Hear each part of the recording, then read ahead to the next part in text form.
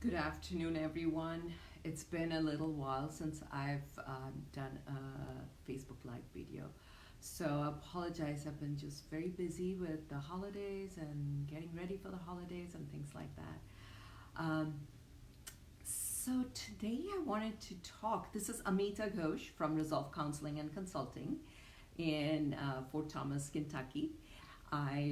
We work with couples and doing Gottman therapy, and we also do EMDR, PCIT, and we also provide online therapy for clients in California, Kentucky, Ohio.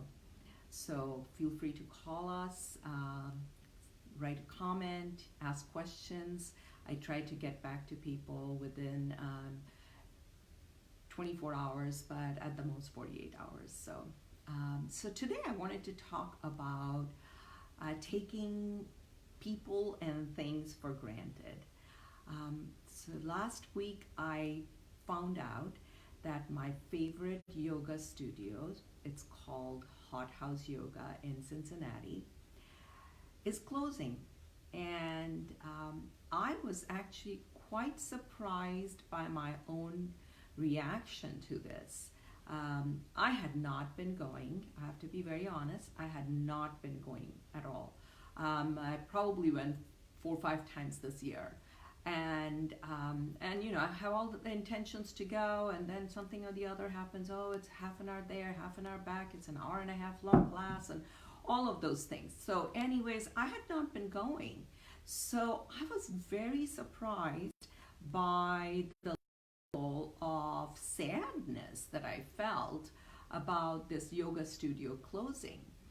I have felt very comfortable there. I've been to several yoga studios. This was one place that I felt very much at home. I felt like it was a community that I could relate to. So when I heard that they're closing, I was very sad and also very surprised. So that brought me to the idea of taking things for granted and taking people for granted. We often don't recognize the value and worth of somebody until it's too late.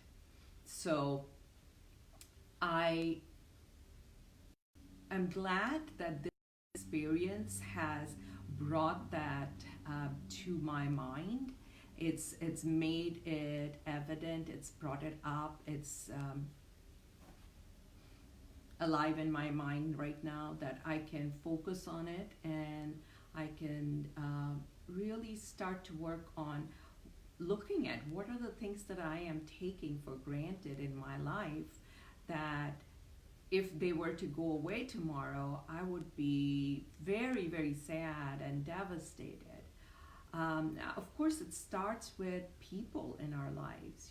People, my family, my husband, my mother, my daughter, my sister, friends that we may not have seen for a while or have been talked to for a while. We also take our jobs for granted. We think, oh my God, got to go to work. But there are times when people don't have a job, and it's scary and devastating for them. Most of us nowadays, men and women alike, have jobs. We have jobs that sort of give us an identity, and if we lose that, it can be pretty devastating. So I am starting to make a list of all the people and things that I take for granted. One being health.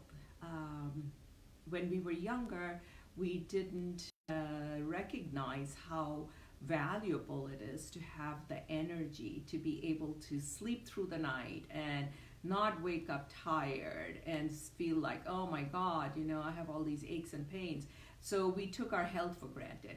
However, if I compare myself to somebody who is 70 or 80 years old, then I could still look at my health now and say, I don't want to take this for granted. So as the year comes to an end, and as we start a new year, I wanted to make a commitment to myself that every week I want to remember one thing that I might be taking for granted and really focus on appreciating that and not having regrets for when it's gone. So, if I had to move out of my house for whatever reason, I don't want to look back and say, oh my God, I should have really enjoyed the beautiful big windows I have that have so much sunlight coming in. Or that, I didn't spend enough time with my daughter when she was younger because, now she's older and she doesn't have any time for me. Or, my husband and I didn't spend any time together and now we are both too busy to be doing anything with each other. So, I really encourage you to take the time to look at your life and look at the people and the things that you have in your life that you may be taking for granted, and really make a commitment to enjoy those things and explore those things, spend time with the people that you have in your life so that you can move on with your life, not feeling regret and sadness for not having taken advantage of the opportunities and the moments that you've had with the people and things. So as sad as I am with my yoga studio closing, I'm sure things will be better. I'll find another place, and whoever the owner is moving on to bigger and better things. However, I wish that I had gone there more often, and so I made a commitment to go as many times as I can until they close on December 31st.